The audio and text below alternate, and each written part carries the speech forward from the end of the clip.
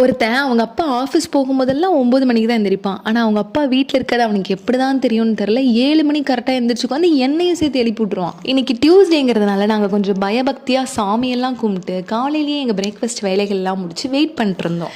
ஏன்னா இதுக்கப்புறம் தான் என் கணவர் வந்து பிளானை ரிவீல் பண்ணுவார். எல்லா வீக் ஆஃப்லேயும் போடுற ஒரே பிளான் பிரியாணி பண்ணுறது, அதை தான் இந்த தடவையும் பண்ணுவார். நம்மளும் அதை ஏதோ புதுசாக கேட்குற மாதிரி மண்டையை ஆட்டணும்.